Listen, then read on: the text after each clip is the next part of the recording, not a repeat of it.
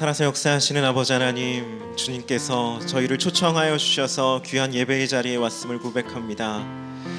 5월 첫 주에 주님 앞에 마음을 다하여서 예배를 드리오니 하나님 홀로 영광 받아 주시옵시고 주께서 주시는 기쁨으로 저희들의 마음이 온전히 채워지게 하여 주시옵소서. 한 주간 수고하고 무거운 짐진 자의 마음으로 삶을 살아갔습니다. 주님 앞에 나왔사오니 저희들을 품어주시옵시고 평강으로 저희들의 마음이 쉼을 얻을 수 있도록 은혜 베풀어 주시옵소서. 간절히 바라오며 우리 주 예수 그리스도의 이름으로 기도드립니다. 아멘.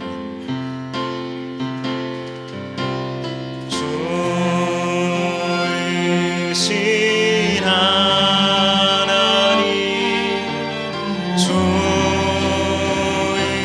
주이신 하나님, 참 좋으신 나의 하나님, 좋으신 하나님, 좋으신 하나님, 좋으신 하나님, 참 좋으신 나의 하나님, 우리의 기도를 응답해 주시는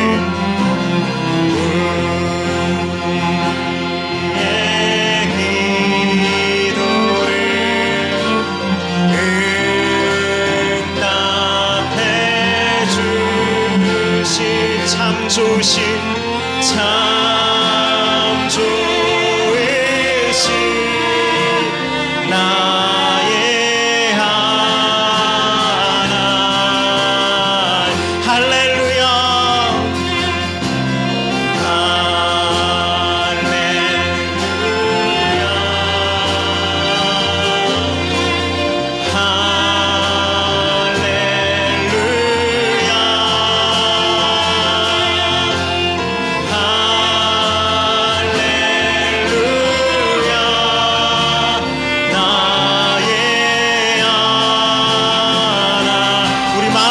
고백합니다. 할렐루야,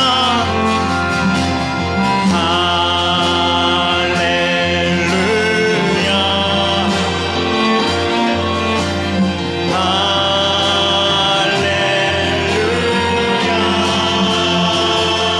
할렐루야, 할렐루야, 나의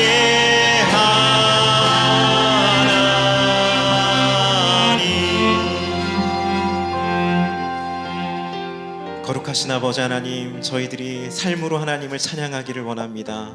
하나님을 찬양하는 그러한 삶을 살아갈 수 있도록 성령께서 날마다 함께하여 주시옵소서. 이 시간은 한 주 동안 하나님 앞에 부끄러웠던 모든 죄와 허물들을 고백하는 시간입니다. 침묵함으로 하나님 앞에 속죄의 기도를 올리겠습니다. 기도드리겠습니다.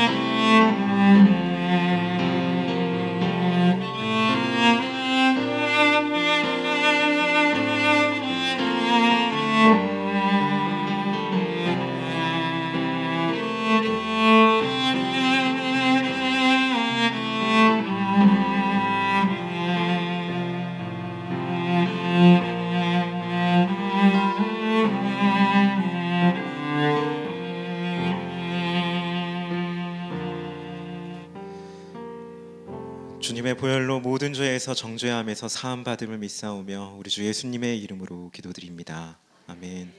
전능하사 천지를 만드신 하나님 아버지를 내가 믿사오며 그 외아들 우리 주 예수 그리스도를 믿사오니 이는 성령으로 잉태하사 동정녀 마리아에게 나시고 본디오 빌라도에게 고난을 받으사 십자가에 못 박혀 죽으시고 장사한 지 사흘 만에 죽은 자 가운데서 다시 살아나시며 하늘에 오르사 전능하신 하나님 우편에 앉아 계시다가 저리로서 산자와 죽은 자를 심판하러 오시리라.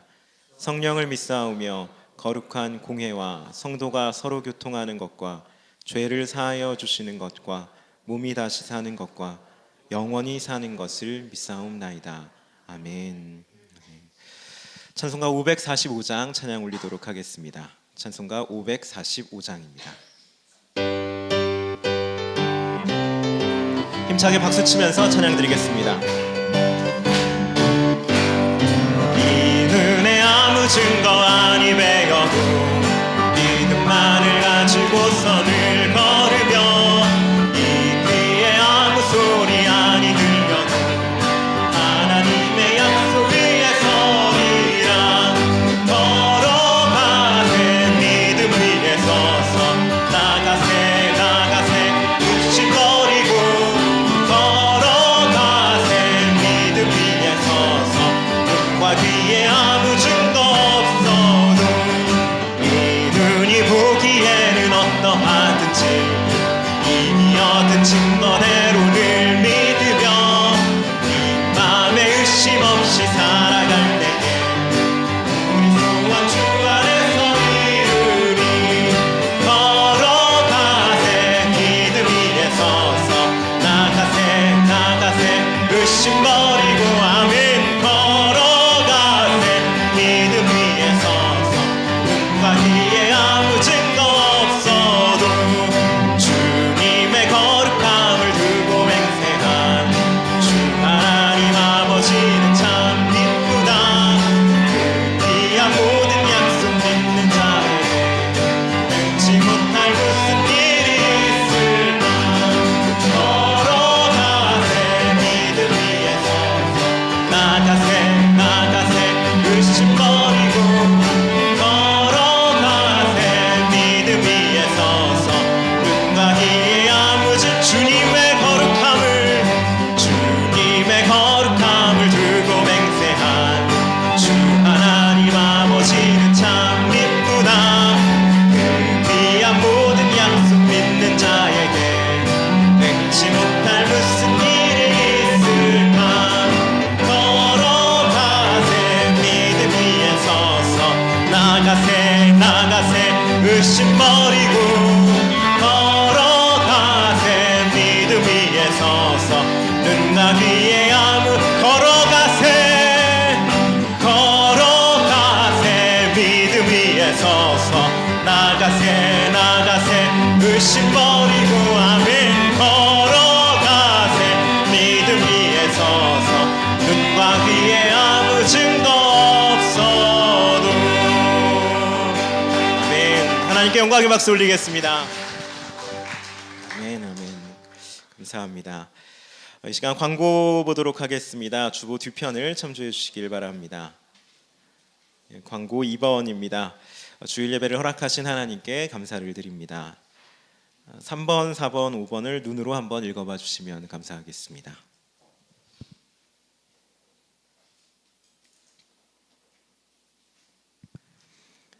네, 교회 등록을 원하시는 분은 새가족 카드를 작성하셔서 교육자에게 주시면 됩니다. 그리고 앞자리부터 앉아주시면 감사하겠습니다. 6번 광고입니다. 담임 목사 안식 주간이 이번 주 목요일까지 있습니다. 여러분들의 많은 기도와 교회를 위한 기도를 바랍니다. 네, 이번 주 목요일까지 목사님 안식 주간이십니다. 계속해서 교회를 위해서 또 목사님을 위해서 교회 일꾼들을 위해서 기도해 주시길 바랍니다. 네, 7번 구역장 성경 공부 광고입니다. 한번 봐주시길 바랍니다. 8번 한번 같이 읽어보도록 하겠습니다. 음악회 광고 한번 같이 읽겠습니다.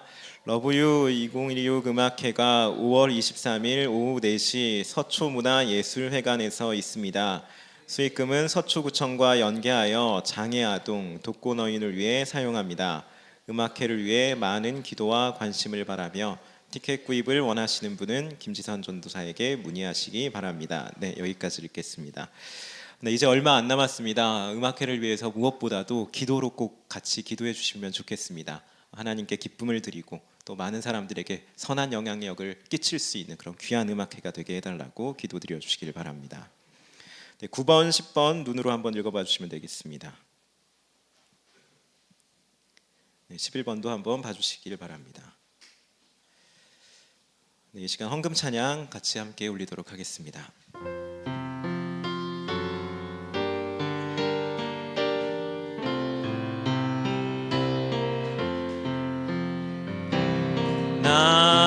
나의 생명 드리리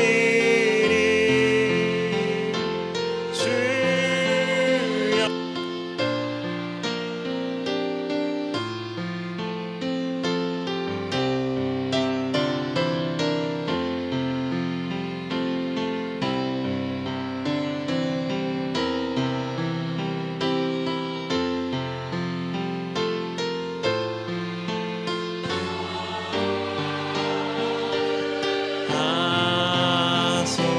하소서 나의 시간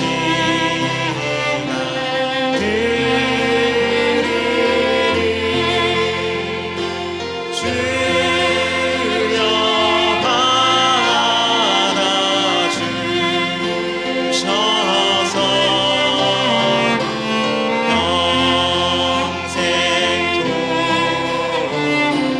주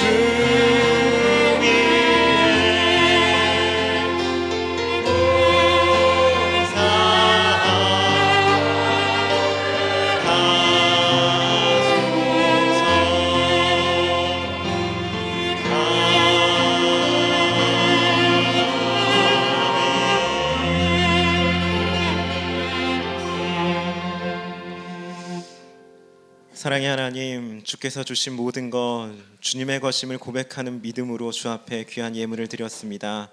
주님, 이 예물을 드린 모든 손길들 위해 주님께서 더욱더 크신 은혜와 복을 허락하여 주시옵소서. 또한 아버지 하나님, 예물이 쓰이는 곳곳마다 하나님의 놀라운 뜻이 풍성히 드러날 수 있도록 주께서 역사하여 주시옵소서. 예물만이 아니라 저희들의 삶의 모든 것을 주 앞에 드립니다. 주께서 받아주시옵시고 저희들의 앞날 가운데 선한 열매가 풍성히 얻을 수 있도록 주께서 은혜 더하여 주시옵소서. 간절히 바라며 우리 주 예수 그리스도의 이름으로 기도드립니다. 아멘.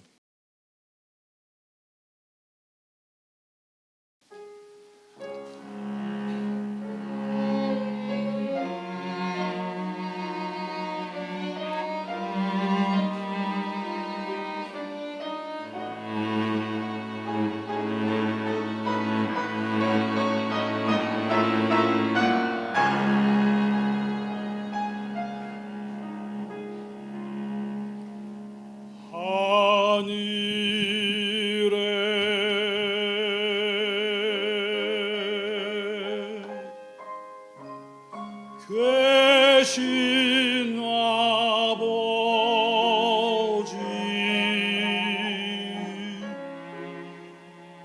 이름 거로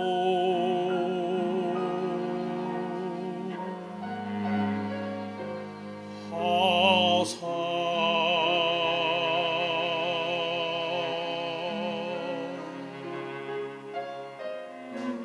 주님 나라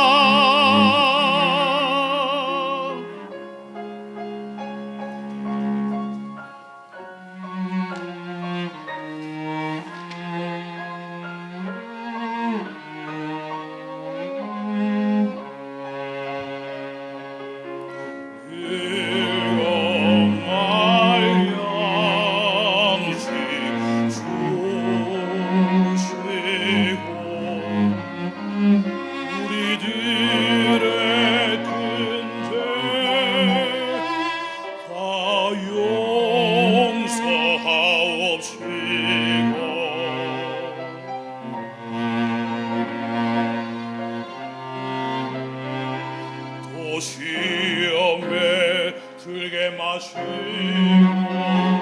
내가 죄에서 구원하소서.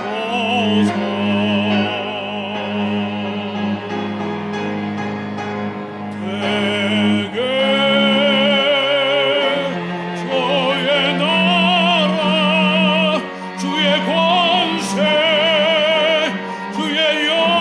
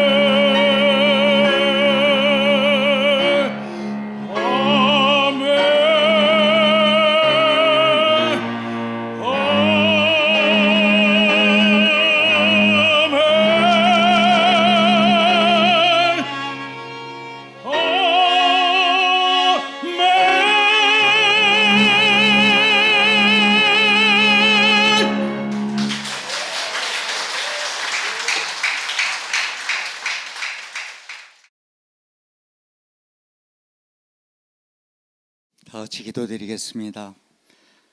사랑과 은혜가 풍성하신 하나님, 만물이 푸르는 생명력을 더해가는 5월의 첫 주일을 허락하시고 우리를 예배의 자리로 불러주심을 감사드립니다.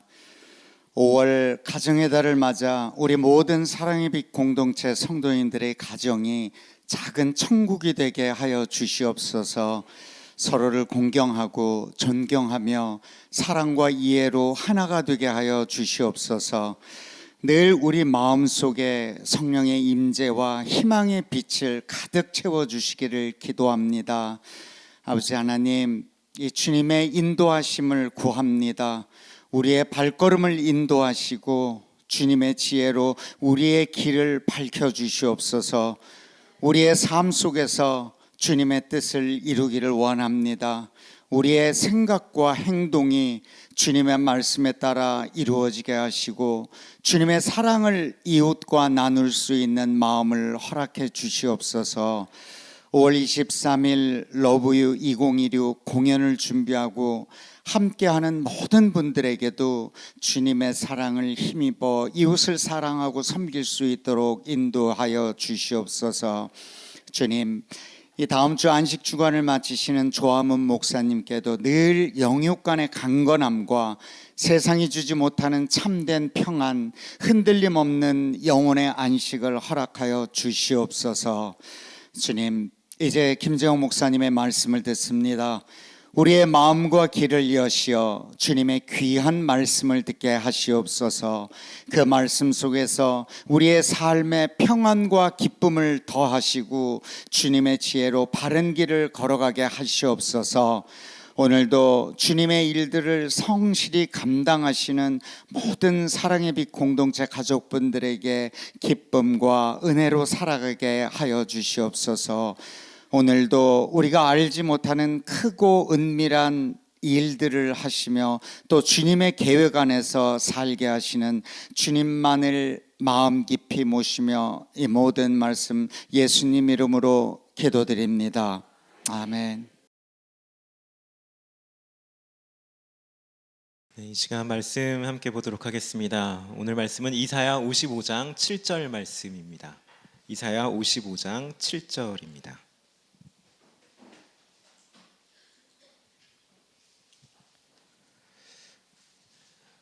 이사야 55장 7절 한 절의 말씀 우리 함께 합독으로 읽도록 하겠습니다. 함께 읽겠습니다. 악인은 그의 길을, 불의한 자는 그의 생각을 버리고 여호와께로 돌아오라. 그리하면 그가 긍휼히 여기시리라. 우리가 하나님께로 돌아오라. 그가 너그럽게 용서하시리라. 아멘. 기도드리겠습니다. 하나님, 이 시간 주의 말씀을 듣고자 합니다. 주님께서 주시는 말씀 한마디면 저희들의 삶이 변화될 줄 믿습니다. 그러한 말씀을 마음에 새길 수 있도록 주께서 크신 은혜를 베풀어 주시옵소서. 믿음의 유익함이 있는 시간이 될 수 있도록 주의 성령께서 역사하여 주시옵소서. 우리 주 예수님의 이름으로 기도드립니다. 아멘. 오늘 말씀에서 이사야는 악인들을 향하여서 돌아와라라고 그렇게 강력하게 권고를 명령을 하고 있습니다. 이 말씀은 악인들의 심판을 기뻐하시는 하나님이 아니라 악인들이 뉘우치고 다시 하나님께로 들어오는 것을 함께하는 것을 기뻐하시는 하나님의 선하신 성품, 하나님의 너그러우신 그 성품을 증거하는 말씀이 되어집니다. 그런 의미에서 오늘 이 시간에는 성경 속에서 하나님을 대적했던 악한 세 명의 인물들을 살펴보면서 나에게는 그러한 모습이 있지는 않은지 나의 모습을 돌아보는 그러한 시간을 갖도록 하겠습니다. 성경에 하나님의 역사를 방해한 많은 사람들이 있었는데 그 중에 언제나 손가락에 꼽히는 한 사람이 있다면 그 사람은 출애굽기의 바로 왕입니다. 바로만큼 하나님을 대적하기에 힘썼던 사람은 참 드물다라고 할 수가 있습니다. 잘 아시는 대로 이 바로는 모세와 대립을 했습니다. 모세와 싸우게 되었는데 사실상 이게 눈에 보이는 게 모세와 싸웠다는 것이 거지 모세라는 사람은 하나님의 말씀을 대변했던 사람, 하나님의 뜻을 전했던 사람이 되어집니다. 그래서 결국 이 바로라는 사람은 모세가 아니라 하나님을 대적했던 인물이 된다고 볼 수 있는 것입니다. 그렇다면 이 바로가 왜 하나님을 그렇게 대적을 했느냐, 왜 하나님과 싸우게 되었느냐, 이스라엘에 대한 소유권 문제 때문에 하나님과 다툼을 벌이게 되어진 것입니다. 하나님께서는 모세를 통하여서 분명하게 말씀하십니다. 이스라엘은 나의 백성이고 나를 예배할 백성이니까 어서 고향 땅으로 돌려보내야 한다. 이렇게 분명하게 말씀을 해줍니다. 그런데 이에 맞서서 바로는 그것이 아니다. 이스라엘은 나의 백성이고 나의 건물을 지을 자고 나의 소유다라고 그렇게 맞서 싸우게 되는 것입니다. 이스라엘을 앞에 두고 하나님은 내 거다. 바로는 아니다 내 거다라고 하면서 이 소유권의 싸움이 일어난 것입니다. 결과는 당연히 바로의 참담한 패배였습니다. 창조주이신 하나님을 피조물인 인간이 대적하게 되어지면은 그것만큼 불행한 삶을 사는 비결이 없게 되어집니다. 가장 비참한 상황에 처해지는 것이 창조주인 하나님 앞에 싸우고자 하는 그러한 모습인 겁니다. 그래서 바로 역시 왕으로서는 민심을 잃게 되었고 개인적으로는 장자를 잃게 되는 큰 아픔을 겪게 되어진 것입니다. 바로의 인생 그 자체가 하나님과 싸우게 되면, 하나님을 대적하게 되어지면은 어떠한 삶을 살아가는 것인지를 분명하게 보여주는 모습이다라고 할 수 있는 겁니다. 그런데 그렇다고 해서 하나님과 다툼이 있을 때, 하나님을 대적할 때 곧바로 그때그때마다 징계하시고 심판하시는 그러한 무서운 하나님이다라고 오해를 하면 안 됩니다.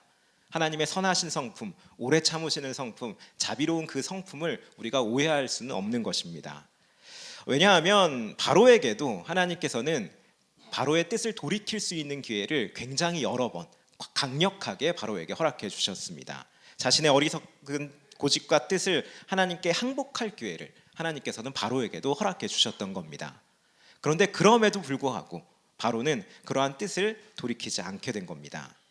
어떤 방법으로 하나님께서 이 바로의 뜻을 돌이키게 하려고 하셨느냐, 모세를 통해서 하나님이 얼마나 전능한 존재인지 하나님을 잘 모르는 이 바로에게 하나님께서 기적을 베풀어 주셔서, 또 다른 표현으로 하면은 10가지의 재앙을 일으키셔서 하나님이 어떠한 존재인지를 바로에게, 또 이스라엘에게, 애굽의 모든 사람들에게 알게끔 보여주셨다라는 겁니다. 이러한 10가지의 기적을, 10가지의 재앙을 바로는 직접적으로 경험했음에도 불구하고, 하나님이 어떠한 분이신지, 얼마나 놀라우신 분이신지를 알았음에도 불구하고 끝까지 바로는 이스라엘에 대한 소유권을 놓지 않으려고 했습니다. 계속해서 이스라엘은 내 것이다라고 그렇게 주장을 했던 겁니다. 그래서 결국에는 사람이건 동물이건 처음 난 것은 모두 죽게 되어지는 이 초태생의 죽음이라는 그 재앙을 겪은 다음에야, 그때야 비로소 이스라엘을 놓아주는 결정을 하게 된 것입니다. 웬만한 사람 같으면은 3-4번의 어떠한 그 재앙이 임하게 되면은 그러면 이스라엘을 포기하게 될 겁니다. 그런데 바로는 그렇게 하지 못했다라는 것입니다. 너무나 왕으로서는 어리석은 모습을 보였던 것입니다. 게다가 그리고도 이스라엘을 완전히 포기하지 못해서 출애굽하는 이스라엘을 군대를 보내서 죽이려고까지 하는 그러한 이상한 모습을, 이해할 수 없는 모습까지 보여주게 되는 것입니다. 이러한 내용을 보면서 우리는 바로의 마음을 지배하고 있는 한 가지의 단어를 떠올릴 수가 있습니다. 그것이 어떠한 단어냐? 집착이라는 단어입니다. 바로는 집착을 했기 때문에, 이스라엘을 향한 집착이 너무나 강력했기 때문에 하나님과 끝까지 맞서서 싸우게 된 겁니다. 너무나 집착을 했기 때문에 정상적인 판단을 할 수 없게 된 것이고, 너무나 집착을 했기 때문에 다른 것들이 눈에 들어오지 않는 그러한 모습을 보이게 되었다라는 겁니다. 그러다 보니까 일반적이면은 뭐 3-4번, 5번 정도 겪고 이제 포기할 만한 일을 끝까지 붙들려고 하는 그런 이해할 수 없는 모습을 보이게 된 겁니다. 사실 이 바로에게 이스라엘이라는 이런 존재는 꼭 필요한 존재다라고는 할 수가 없습니다. 있으면 좋고 없으면 좀 많이 불편할 만한 존재가 이스라엘 백성이었습니다.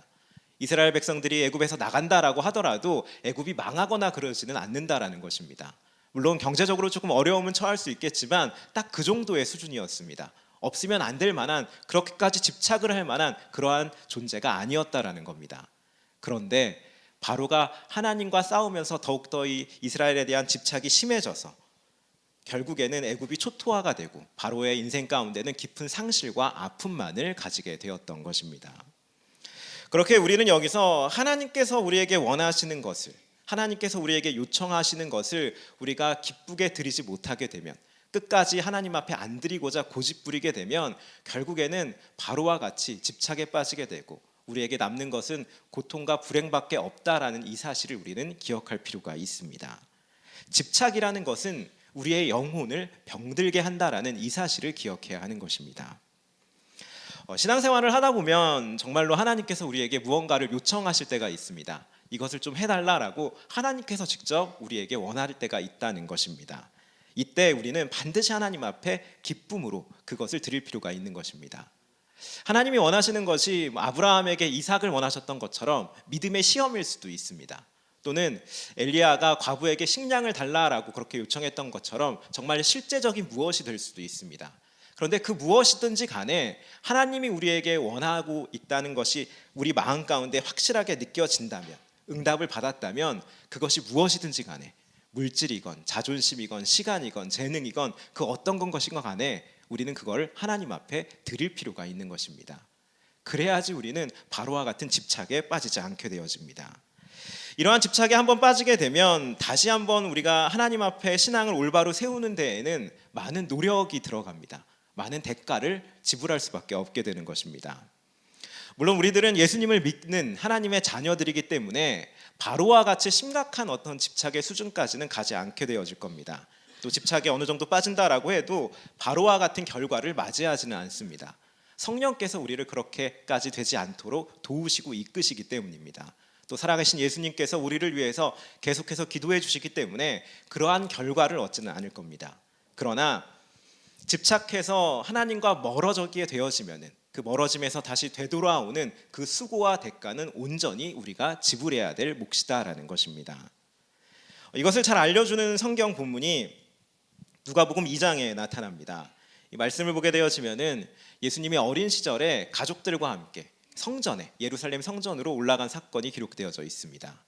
이때 성전에 올라가서 성인식 제사를 드리고 나서 이제 다시 돌아가고자 하는데, 이때 성경은 이렇게 기록하고 있습니다. 성전에서 제사를 드린 후에 집으로 돌아가는데 예수님을 놓쳤다라고 기록하고 있습니다.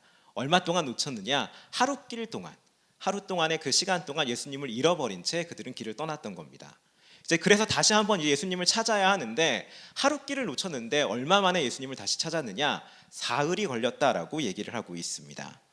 한 번 예수님을 놓치게 되면, 하루 동안 이렇게 놓치게 되면 3배의 시간과 노력과 긴장이 들어간다라는 것, 이것을 우리에게 보여주고 있는 것입니다. 다시 한번 되짚어가면서 그 길을 따라가야 했기 때문에, 찾아봐야 했기 때문에 그런 많은 노력과 긴장이 필요했던 것입니다. 이건 모든 신앙의 원리가 마찬가지입니다.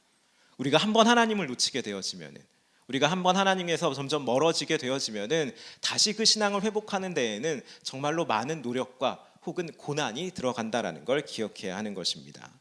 그렇기에 하나님께서 나에게 원하시는 바가 있다면 그것을 주저함 없이 기쁨으로 드리는 것, 이것이 하나님과 멀어지지 않게 되는 유일한 비결이라고 할 수 있습니다. 이게 지혜의 비결이고 이것이 하나님과의 관계에서 행복을 계속해서 쌓아가는 비결이 되어지는 것입니다. 또한 동시에 우리가 분명하게 기억해야 할 것이 한 가지 더 있습니다. 그것은 우리가 하나님께 무언가를 드리면 선하신 하나님께서는, 자비로우신 하나님께서는 그것을 받으시고 30배, 60배, 100배로 우리의 인생 가운데 우리가 생각지 못할 만큼 아름다운 것으로 되돌려 주신다라고 하는 이 사실 또한 기억할 필요가 있습니다. 하나님은 가만히 계시지 않습니다. 하나님이 자녀에게 무엇을 받았다면 그것을 더욱더 기쁨으로 되돌려 주시는 그러한 성품을 가지고 계시는 것입니다. 그러므로 우리들은 하나님께서 무언가 원하시는 것이 있을 때 기쁨으로, 즉각적으로, 순전함으로 우리는 드릴 수 있어야 한다라는 것입니다. 그럴 때 우리가 형통한 삶을 산다라는 이 진리를 더욱더 굳건하게 믿으시길 바랍니다. 그러면 이러한 질문을 이어서 할 수가 있습니다. 그러면 어떻게 하나님이 나에게 원하시는 것을 알 수 있느냐? 하나님이 나에게 무엇을 요청하시는 것을 내가 어떻게 알 수 있느냐? 이런 질문이 뒤따라오게 되어집니다. 이거는 하나님께서 우리에게 분명하게 알려주십니다. 바로에게도, 하나님을 몰랐던 바로에게도 모세라는 사람을 보내서 하나님이 요청하시는 바를 분명하게 깨닫게 해주셨듯이 이거는 하나님을 믿으면 될 일입니다. 우리가 하나님을 향하여서 마음을 열어놓고 있으면은 반드시 하나님께서는 하나님이 원하시는 것이 무엇인지 우리에게 알려주십니다. 믿음의 사람들이 반복되는 요청을 통해서 알려주시기도 하고 우리 마음의 확신을 통해서 알려주시기도 하고 어떠한 감동을 통해서 하나님께서 지금 나에게 이러한 것을 정말로 원하시는구나 이렇게 분명하게 알려주시는 겁니다. 이 부분에 대해서는 우리가 하나님을 믿으면 되는 것입니다. 그렇게 우리가 가져야 될 자세는 나의 모든 것이 하나님께서 주신 것이다라는 그 사실을 믿는 청지기적인 마음을 가지면서 살아갈 필요가 있는 겁니다. 그리고 이러한 청지기적인 마음을 갖기 위해서 잊지 말아야 할 사실 하나가 있습니다. 그것이 어떤 것이냐? 내가 구원받은 그 은혜가 예수 그리스도의 십자가의 보혈의 공로로 구원받았다라는 이 사실을 우리는 기억할 필요가 있는 겁니다.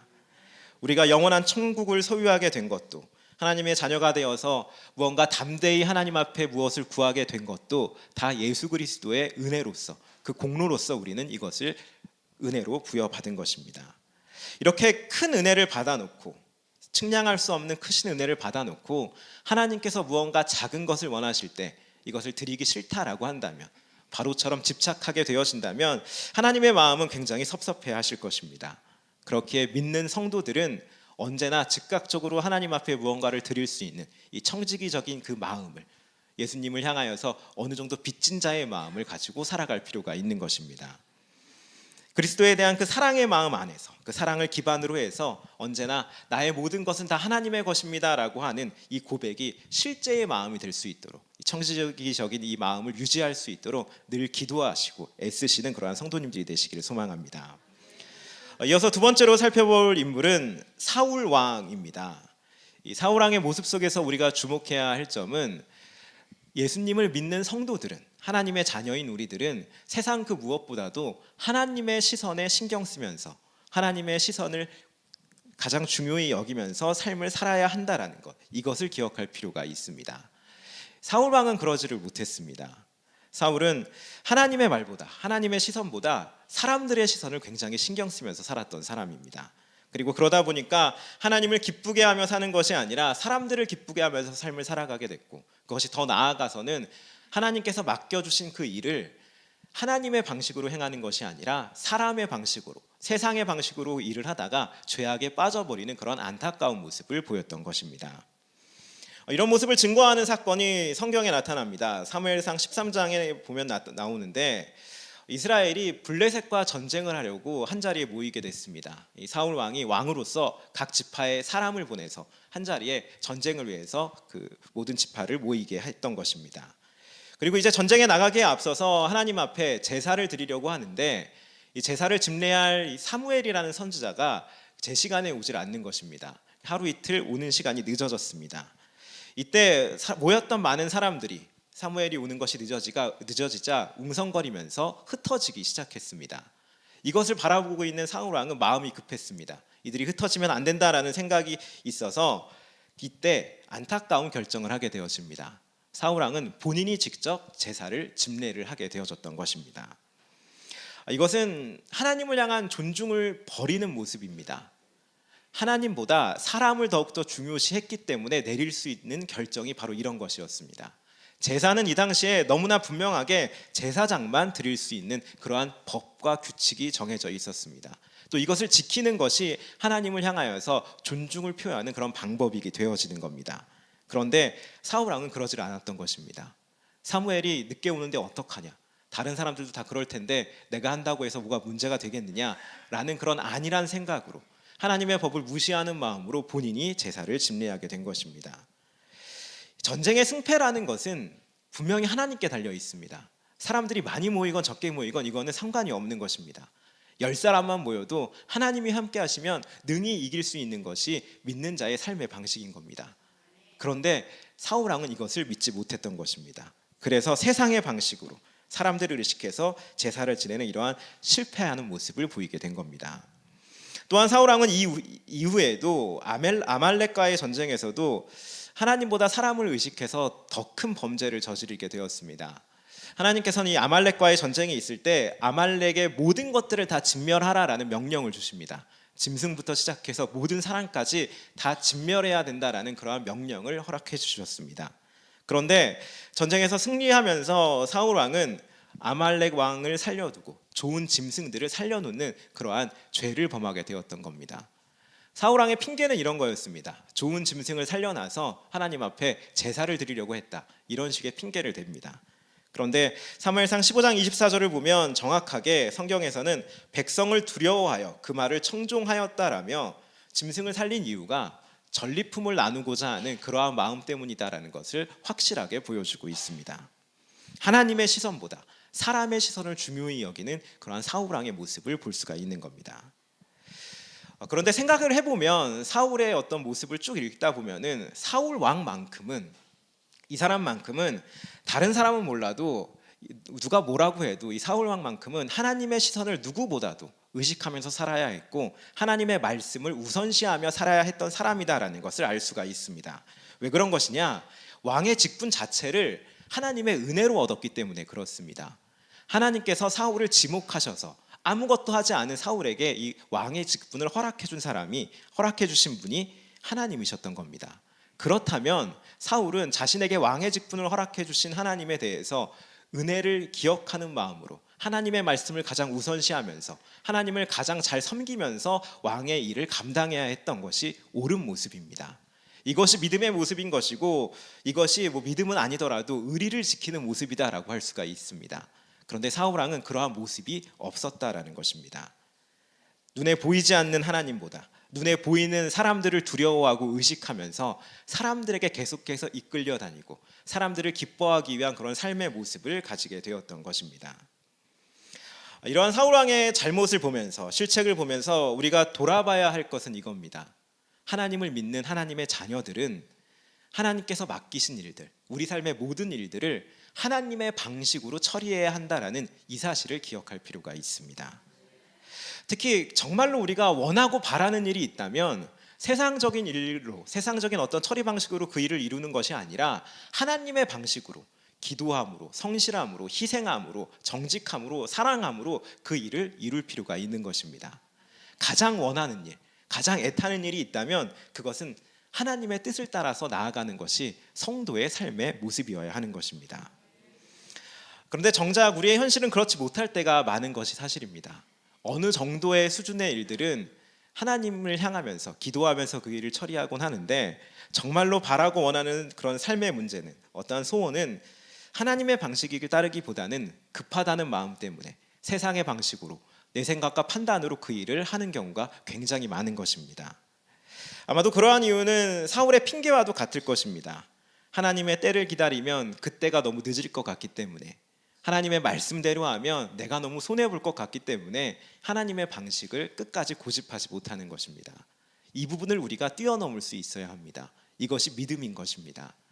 하나님의 자녀들은 하나님께 받은 그 수많은 은혜를 기억하여서 선하신 하나님, 우리를 계속해서 살피시고 결국에는 모든 것을 합력하여서 선을 이루실 그 하나님을 기억해서 끝까지 하나님의 방식을 믿고 그 길을 걸어갈 필요가 있는 것입니다. 그러할 때 하나님께서 기뻐하시는 그러한 삶의 모습을 우리는 삶을 살아갈 수 있게 되어지는 것입니다. 받은 은혜를 기억하셔서 그 은혜로운 하나님 앞에 삶의 방식을 고정시키시는 그러한 성도님들이 되시길 바랍니다. 마지막으로 살펴볼 인물은 열왕기하 7장에 나오는 이름 없는 어떤 장관입니다. 열왕기하 7장을 보게 되어지면은 북이스라엘의 아람 군대가 쳐들어오게 되어집니다. 그리고 성을 에워싸서 그 모든 물자의 공급을 막아버렸습니다. 그러다 보니까 시간이 지나면서 그 성 안에는 음식이 떨어지게 된 겁니다. 결국에는 사람들이 굶어 죽을 수밖에 없는 그런 비참한 상황까지 처하게 되어졌습니다. 이때 북이스라엘 왕 여호람이 엘리사를 죽이고자 합니다. 이 선지자 엘리사를 죽이고자 하는데 그 이유는 예전에 얼마 전에 아람 군대가 쳐들어왔을 때 하나님께서 그들의 눈을 다 멀게 하셨습니다. 그런데 이때 엘리사가 이들을 그냥 놓아주자라고 왕에게 건의를 한 겁니다. 그래서 그냥 놓아줬더니 다시 정비를 해서 쳐들어와서 지금 이러한 상황에 처해지게 된 겁니다. 그래서 왕은 화가 나서 엘리사를 죽이고자 사람을 보냅니다. 장관을 보내게 됐습니다. 이때 엘리사에게 하나님의 말씀이 임하는데 이러한 내용입니다. 내일 이맘때쯤이면 모든 것이 다 정상적으로 회복이 될 것이다 라는 회복에 대한 약속을 하나님께서 엘리사에게 허락해 주셨습니다. 이 말을 장관에게도 전했는데 이 장관은 이런 식으로 얘기를 합니다. 여호와께서 하늘에 창을 내신들 어찌 이런 일이 있을 수 있겠느냐, 이런 식의 말을 대답을 한 것입니다. 있을 수 없다라는 겁니다. 아무리 하나님이라도 이건 안 된다라는 것입니다. 이런 장관의 말은 하나님을 모욕하는 말이었습니다. 엘리사를 모욕하는 말이 아니라 하나님을 모욕하는 말, 하나님의 능력을 의심하는 그러한 말이었던 것입니다. 엘리사는 믿음 없는 그 장관에게 너가 눈으로 그 모든 것들을 보겠지만 그것을 누리지는 못할 것이다 라는 말씀을 줍니다. 그리고 정말로 엘리사의 말처럼 이 장관은 눈으로 다음날 모든 것이 회복이 되는 것을 보게 되어지지만 그것을 온전히 누리지는 못합니다. 그때 죽음을 맞이하기 때문에 그렇습니다. 장관은 현재의 상황을 바라보면서 현실을 철저하게 바라보면서 하나님의 능력을 거절했던 인물인 것입니다. 여호와께서 하늘에 창을 낸다 해도 그럴 수 없다라며 하나님의 말씀을 현실에서 영향력이 있는 것으로 여기지 않았다라는 것입니다. 말씀은 말씀이고 하나님은 하나님이고 현실은 현실의 문제다, 이런 식의 생각을 가지고 있던 사람이 이 장관이었던 것입니다. 그런데 그 사람이 믿음이 없다라고 해서, 그 사람이 하나님 말씀 믿기를 거절한다고 해서 하나님의 말씀이 이루어지지 않는 것은 아닙니다. 하나님의 말씀은 약속대로 이루어지게 됐습니다. 다만 믿음 없는 그 사람이 그 복에서 제외가 됐던 것입니다. 그렇게 우리들은 말씀을 있는 그대로 믿을 수 있는 순전한 믿음을 가질 필요가 있습니다. 특히 이 하나님의 말씀은 창세부터 지금까지 살아 운동력이 있습니다. 지금도 말씀으로 하나님께서는 역사를 이루어가고 계시고 지금도 말씀으로 이 세상을 유지하고 계시는 것입니다. 그래서 우리는 하나님의 말씀이 있는 그대로 이루어질 것이다 라는 이 믿음을 분명히 할 필요가 있는 겁니다. 하나님의 말씀은 능력입니다. 하나님의 말씀 자체가 힘이 되고 하나님의 말씀 자체가 권능인 것입니다. 이 성경의 말씀은 기록된 글로서 끝나는 것이 아니라 전능하신 그 하나님께서 우리에게 약속을 해주신 것입니다. 그래서 우리가 이 약속을 붙들게 되어지면 반드시 그 약속은 이루어질 수밖에 없습니다. 이 세상의 창조주가 하나님이시기 때문에, 말씀으로 이 세상을 계속해서 역사하시고 계시기 때문에 우리가 약속을 믿고 끝까지 기다리게 되면 하나님은 그 약속대로 우리에게 이행하시는 것입니다. 이 믿음을 우리는 굳건히 할 필요가 있는 것입니다. 말씀에 대한 믿음을 더욱더 분명히 하시는 그러한 성도님들이 되시길 바랍니다. 말씀을 정리하겠습니다. 바로는 하나님과 맞서서 자기 것을 계속해서 지키려는 집착을 했고, 사울 왕은 하나님보다 사람들의 반응을 더욱더 중요시해서 실패하는 모습을 보였고, 이 장관이라는 사람은 하나님의 말씀을 현실보다 낮은 것으로, 하나님의 말씀이 영향력이 없는 것으로 그렇게 생각을 해서 실패한 인생을 살게 되어졌습니다. 이러한 신앙의 실패를 하지 않으려면 그 방법은 단 한 가지입니다. 하나님을 향한 그 믿음을 더욱더 순전하게 우리가 가질 수 있어야 하는 것입니다. 전능하신 하나님, 나를 사랑하시는 하나님, 약속을 지키시는 그 신실한 하나님에 대한 믿음을 우리가 더욱더 분명하게 지키게 되어지면 우리의 믿음이 어느 정도만 있는 것이 아니라 온전하게 전심을 다해서 그 믿음을 가지게 되면 이러한 실패에서 우리는 벗어날 수 있게 되어지는 것입니다. 내 생활의 모습은 조금 부족하다라고 할지라도, 죄에 대해서 연약함이 있다라고 할지라도 나의 마음만큼은, 나의 생각만큼은 온전히 하나님을 붙들고자 하는 그 마음이 있어야 한다라는 겁니다. 하나님을 나의 인생의 결론으로 삼으실 수 있는 그러한 성도님들 되시기를 간절히 소망합니다. 이 시간 받은 말씀을 기억하면서 함께 찬양으로 나아가도록 하겠습니다. 전능하신 나의 주 하나님은 능치 못하실 일 전혀 없네. 이 찬양 부르시면서 하나님을 향한 그 믿음을 더욱더 분명하게 하시는 그러한 성도님들이 되시길 바랍니다.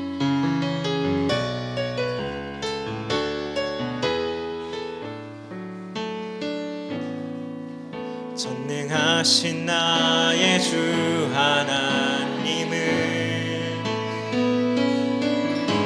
잊지 못하실 일 전혀 없네. 우리의 모든 간구도 우리의 모든 간구도 우리의 모든 생각도 우리의 모든 꿈과 모든 소망도 신실하신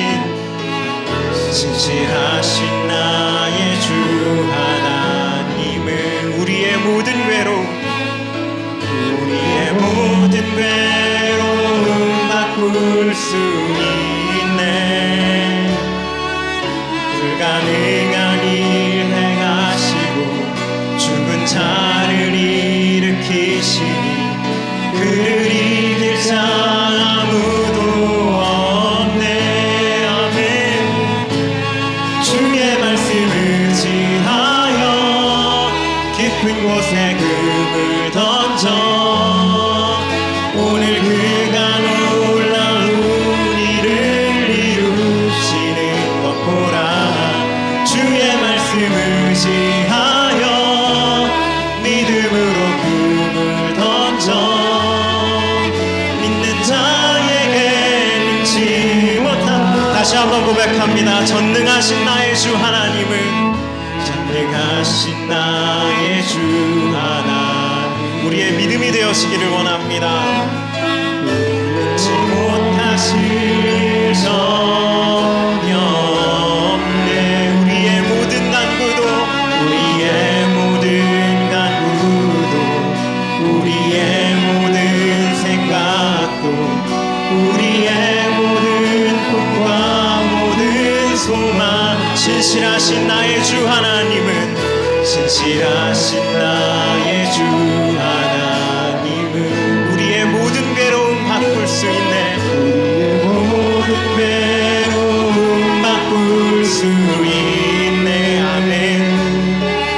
불가능한 일 행하시고 죽은 자를 일으키시니 그를 이길 자 아무도 없네.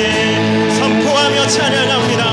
주의 말씀 의지하여 깊은 곳에 금을 던져 오늘 그가 놀라운 일을 이루시는 것 보라.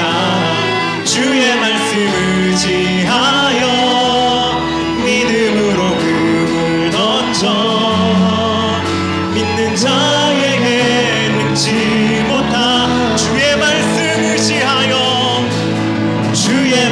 의지하여 깊은 곳에 금을 던져 오늘 그가 놀라운 일을 이루신 것 보라. 주의 말씀 의지하여 믿음으로 금을 던져 믿는 자에게 능치 못함 없네.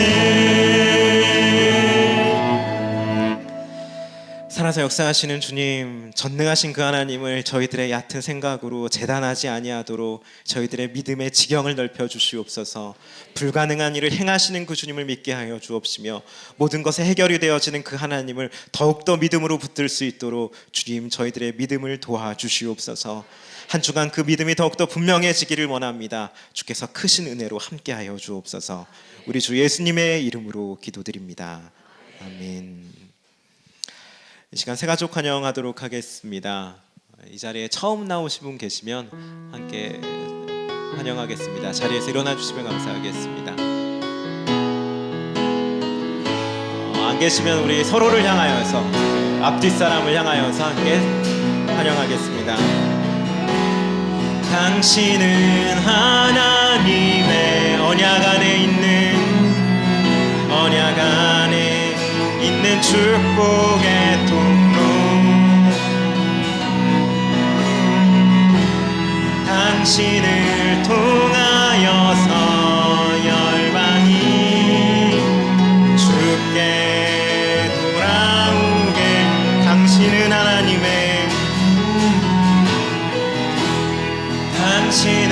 하나님의 언약 안에 있는 축복 당신을 통하여서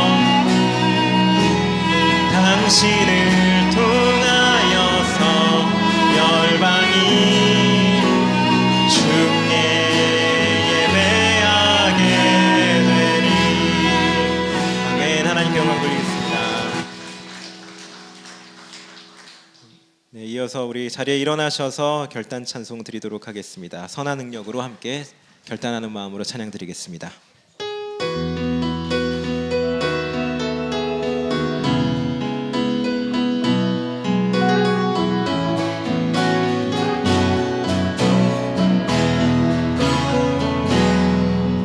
그 선한 힘에 고요히 감사하여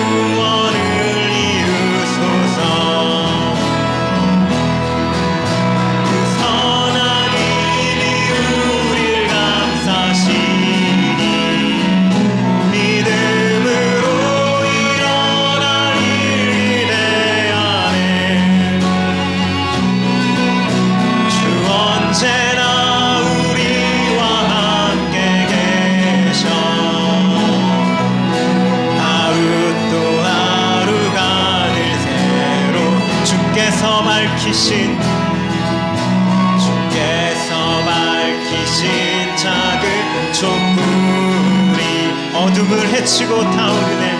어둠을 헤치고 타오르네. 빛에 우리 모두 하나 되어 우리의 비추게 하소서. 선한 힘이 우릴 감싸시니 믿음으로 일어날 일 기대하네. 주 언제나 우리와 함께 계셔. 하루 또 하루가 늘새 그 선한 힘이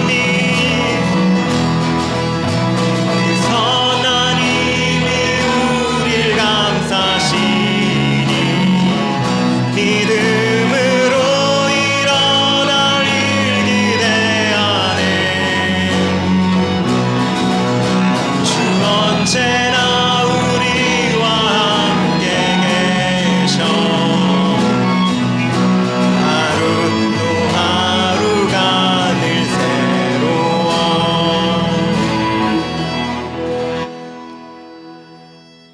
지금은 우리 주 예수 그리스도의 은혜와 하나님의 극진하신 사랑하심과 성령님의 위로 감화 감동 치료 역사하심이 예배를 드리며 하나님을 전적으로 믿기를 결단하며 살기로 작정한 모든 성도들의 머리 위에 가정과 일터 위에 지금으로부터 영원토록 함께 하시길 간절히 축원하옵나이다. 아멘.